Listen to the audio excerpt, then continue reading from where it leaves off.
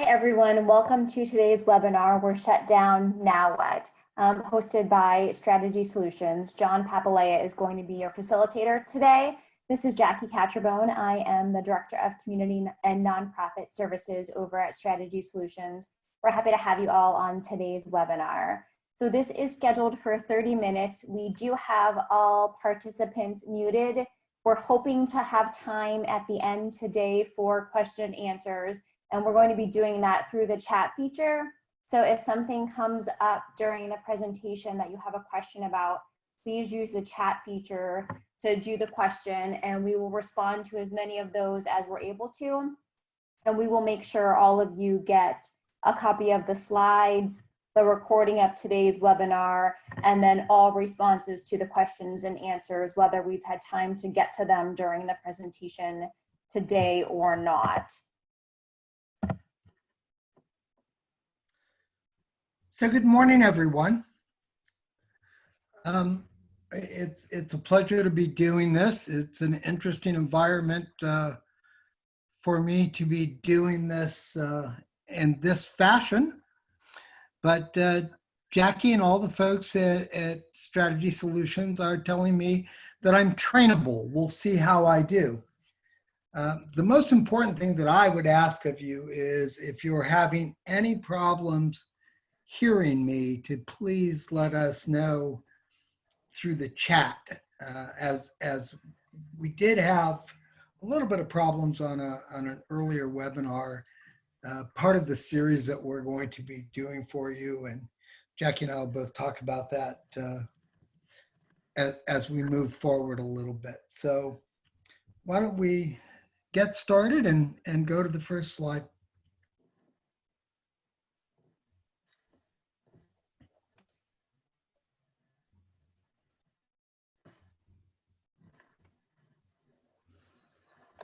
See it, John? I do. Are you hearing me okay, Jackie? Yep. Oh, great. Hi, everyone. Well, my beard's starting to look like this because it is very nice not shaving as I'm working from home. But, you know, I think that most of us really never dreamed we'd be in a mandated shutdown situation, you know, whether you're the director, executive director, leader, or employee of an organization during our time or during our watch of working. So it's a different situation for all of us. And we're experiencing this actually at Strategy Solutions, not unlike anyone else, and we need to be thinking about how do we deal with this. And I think the most important message I could be sending, and I've tried to take heed of this myself over my entire career, when a difficult situation is in front of us, is let's remain calm in these stressful situations. I use an example that many years ago I heard a conference, and they were talking about remaining calm through stressful situations. And the facilitator talked about an airline pilot, and there was a flight going from Los Angeles into Phoenix. And as the pilot was getting ready to take off in the full plane, an airplane caught on fire on one of the runways beside them. And as you can imagine, there were fire trucks and police and first responders of all types emerging onto this fire, and all sorts of confusion. And the people on the plane with a lot of anxiety, thinking, oh my goodness, what's going to happen? And the pilot came on and he said, you know, welcome. We're glad you're flying with us today. As you can see, there's some stuff going on next to us, but here's what I want you to know. We're going to have a nice, safe flight and enjoyable into Phoenix today. We'll be up above the clouds at 35,000 feet. And our hostesses are here to take care of you and flight attendants, and have a great flight. And this pilot was talked about for saying, look, he stayed calm in this situation. He showed leadership skills, and just as what might seem simple could have been something completely different. So, many of us are in the same situation, only the reality of it is there's fires everywhere. This has impacted us across the country with shutdowns and situations with furloughs and reduced wages all across our country right now. So our hope today is let's talk to you about what we might do as leaders and members of our organization. Next slide, please, Jackie. Some of you may have heard our first webinar, and you'll hear that I talk a lot about communications. It is really critical during these times. And I think we all know that. I think we all look for that from our leaders. We look for that from each other. But now is the time for all of us to do that. Stay supportive in that. Make yourself available. Try to find ways to help each other and go out and talk to each other. Be supportive. Ongoing communications right now are more important than ever. We have people in our organizations, we have board members, we have our customers all saying, when are we going to get back to work? And they're all asking those questions. And here's what I've always found. If you don't have a good, strong communication plan, if you're not out talking to someone else will. If they don't hear from you as leaders or as an executive team or from the board of directors, someone will come up with a message and it will become yours. So communicate every chance you get. Identify who your key stakeholders are and what's the relevant information they need. You hear so much about communications. It's either too little, too soon, too much, too late. And I think I've heard that in every corporation I've ever been into. The communication is the problem. Try to be in front of it now more than ever. Ask for help. Don't hesitate to go to your board chairs, your board leadership. Talk to your employees, talk to each other. What is it you want to hear? And share that so that we can team up and get answers to those kind of issues. Okay, Jackie.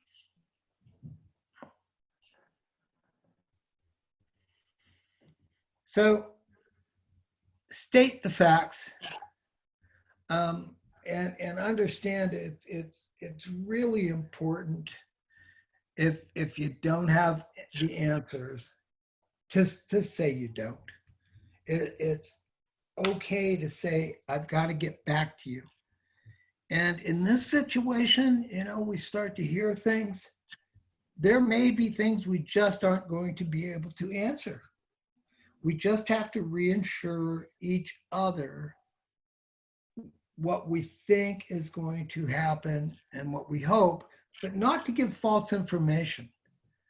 Think about who you're speaking to and make sure it's relevant to your audiences or who you're trying to get the message out to. We may be communicating differently to our clients and our customers than we are to our workforce.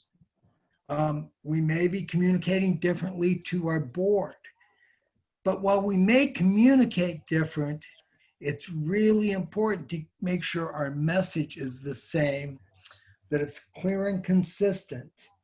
And I guess I can't over express that. I really think it's important to have a written document when you're going to communicate to a group.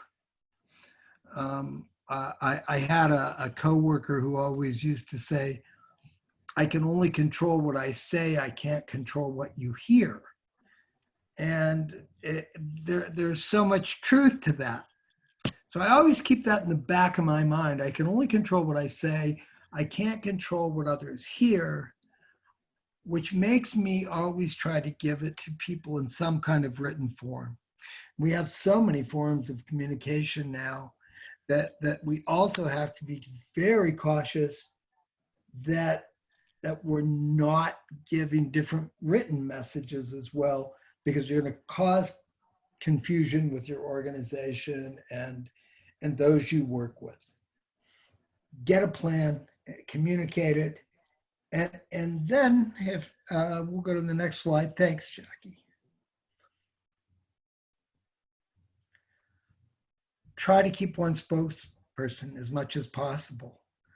It does help you stay consistent and understand something. We're going to talk a little bit about the media is going to be asking many of you for communications because your businesses, many nonprofits, affect so many in the community. It's really important, if you can, to maintain or develop relationships with the media and ask them to have an edit. If an article is going to go on the front page of your newspaper, as a leader, as a CEO, it would be really great if you had the opportunity to read it first. Sometimes reporters and editors don't want to give that up. It's very important then to at least say, if you're going to quote me, if there will be a direct quote in the newspaper tomorrow morning, could I at least confirm that? And in most cases, I think you will find that they will. As a brand new CEO a lot of years ago, I was interviewed by a newspaper and they asked for a quote. I gave them a quote. I didn't know enough to say, can I edit that quote? And it was wrong in the newspaper the next morning, causing a lot of trepidation inside of the hospital. And, you know, it's hard to go back and correct those things. So I think just as an important message or takeaway, and I hope you find a few out of this, is try to make sure if you're getting public attention that you can confirm what you're saying with the media. Be cautious within your own organization about that as well. You know, make sure you take the time to read what's going out. And you know, the world's changed. We're hearing so much about what's going to happen. Be consistent in your messaging. It's okay to be encouraging, but don't make promises. Right now, we're in such a difficult time. It seems to change every day. Actually, even sooner than that, about what state is going to extend the separations, and is it going to be a mandate from the federal government? We're hearing all sorts of things. So be sure, as a leader, you're out giving pertinent information.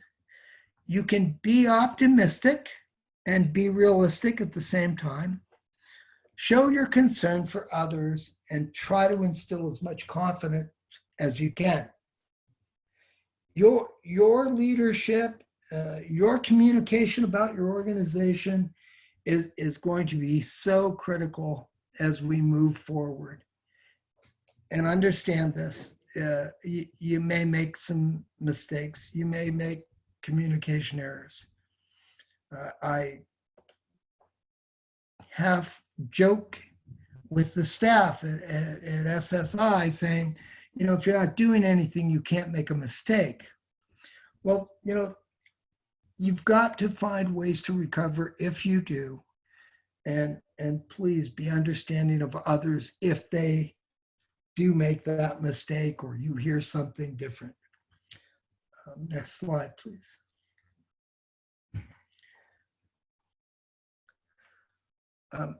I think all of us to a degree, especially those in leadership positions, board positions, we've got to stay in touch with what's going on.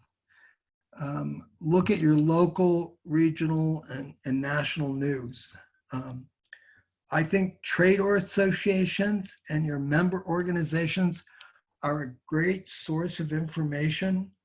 Sometimes they're going to be better than almost anything else because they will dig to get a common communication out.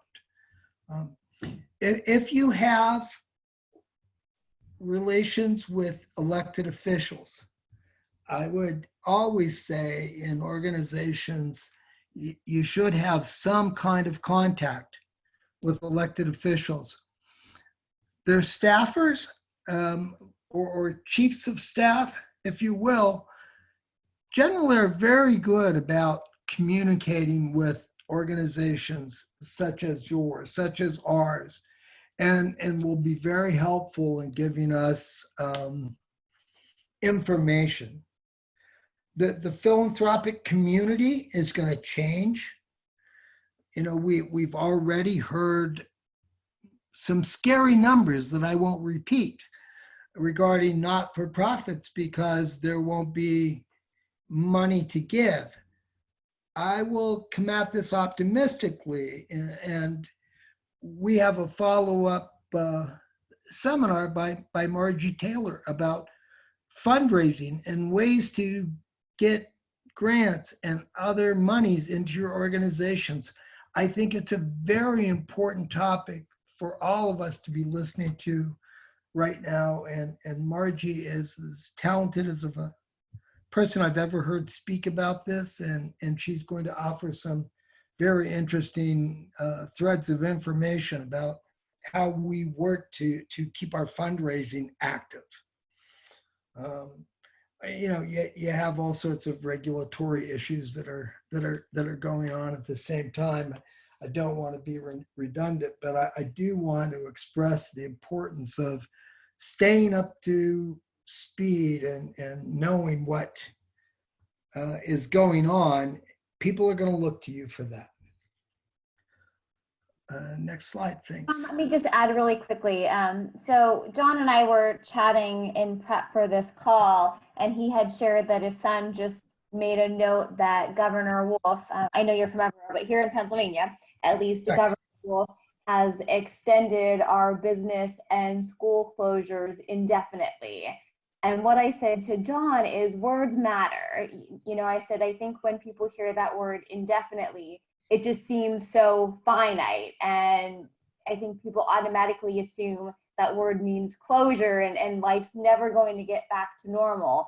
So I think part of your role, in addition to being informed, is how does that then translate to relevant communication to your various stakeholders? And how are you being mindful of your words so you're letting people know that indefinitely does not mean, never and such a final word, but how do you help interpret that into digestible, tangible, real-time information that helps reassure stakeholders so that when they're seeing and hearing information from some of these other sources and they're using some of those kind of big buzzwords that lend themselves to misinterpretation, that you're helping to kind of once again let everyone pause, take breath, and help put that into realistic information and help, again, like John said, kind of calm those fears and just kind of be consistent and that voice of reason and optimism.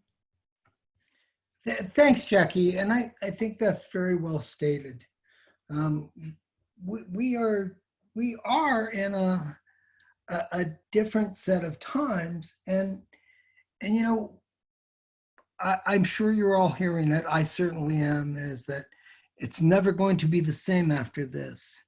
What's this going to do to our organization? What resource implications will this have for your organization? I just think it's very important not to try not to let the henny penny syndrome impact your business if the sky is falling. Um, will your business ever be the same? For some of us, that may be a true statement. But I think we need to not be too quick in saying that there has to be a new normal. Many of us, I hope, will go back to business. I think that you've got to be realistic as a leader and what your organization's going to need. Once again, you'll hear me say this again and again, say optimistic but realistic. You will need to regroup. And for those of you who are on this webinar that are leaders, you've got to be thinking about that. For those of you who are in positions of service to the organization, you need to be thinking about that. You need to think and plan strategically. I will say I'm the new guy on the block with Strategy Solutions, having started in January, but I'm so impressed with the organization and how they can pull planning and strategy together. Call us if you need help. We can do a 30-minute consultation, and I think some of you on the line have been part of that. We'll try to do that in the most effective and efficient way that we can.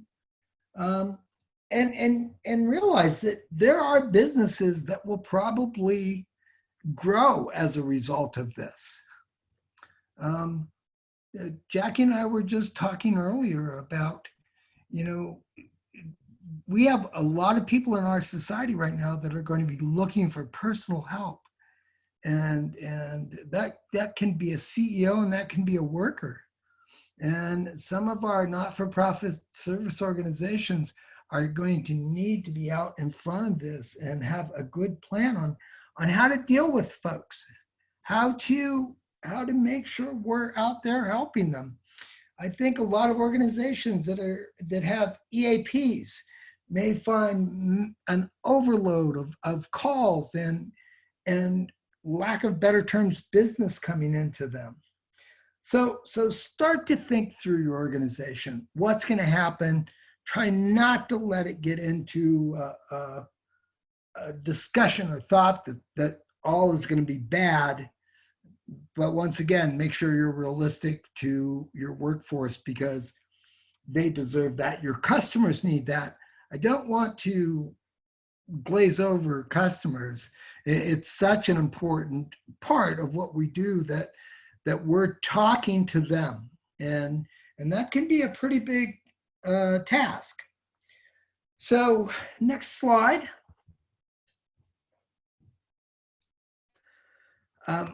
This is something I try to share, and I won't spend much time on this as I want to make sure we have time for some questions from you. But if you're stuck and you're trying to figure out what to do, I always try to talk about a GN&O analysis.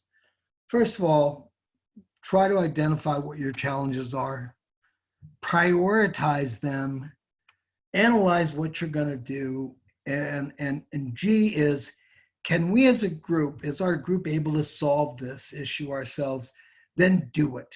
Grab onto it and fix it. If you need help, can we solve this issue with assistance? Go get it and take action.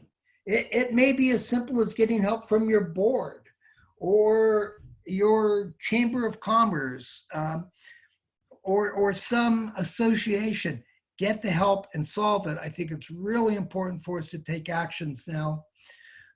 If it's outside of our authority, make a recommendation and find an advocate.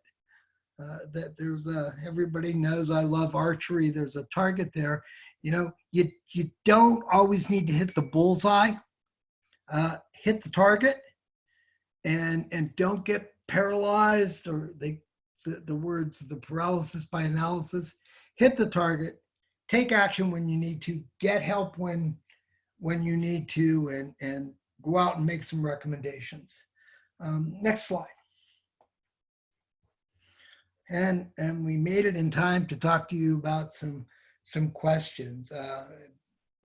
And honestly, please don't hesitate. Yeah, so far, John, none have come through. So just a reminder, we are going to use the chat feature. If anyone does have any questions, you can certainly type those in now. And while we give you all a few minutes to do that, I'm going to just jump ahead here. So I do just want to let everybody know that, you know, John's presentation today really lended itself as a nice opening and introductory. It focused very much on remaining calm and being mindful of communication and some of the other things that you need to think through during this ever-changing time. We do have 3 additional webinars coming up that, again, are focused on a little bit more of the tactical areas. So John laid the foundation for this. And as he mentioned, on Wednesday, which is tomorrow, we actually have Margie Taylor talking about, you know, how to manage fundraising and help get some additional dollars now when you likely need those most. So we've got that webinar scheduled tomorrow. There is one scheduled for Friday that's specifically talking about your programming and how do you adjust to offering the program services, the good work that you do virtually, given that we're all, you know, still living in this social distancing and many of us are closed to the public but may still be able to operate. So there's a very focused conversation scheduled for this Friday that actually Deb Thompson and one of our other consultants, Erica Berlin, are going to do to help you understand how you can do your programming in a virtual world. And then next week, Deb and John are actually doing one that's specific to planning. And so how do you adjust your strategic or operational plans, given that the world has probably changed a lot since you developed them, and how do you think through contingency planning and evolve those? So we do have those other 3 that are going to be a little bit more focused coming up. And again, you should have received the email for that when you signed up for this. We'll make sure you all have access to that.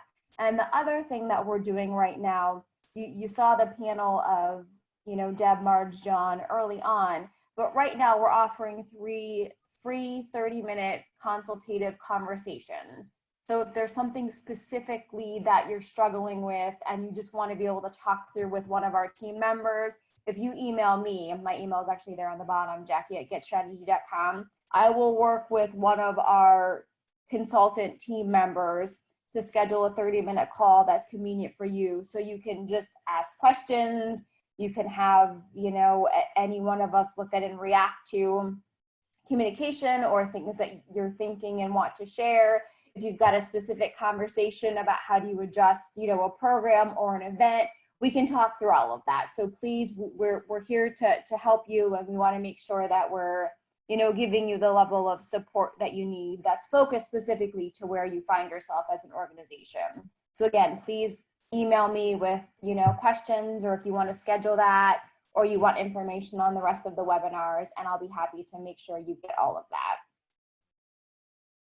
So with that, I do not see any questions. So again, if anything pops up, my email is there on the bottom of the slide. We'll make sure you all have access to it. John, is there anything else you want to add?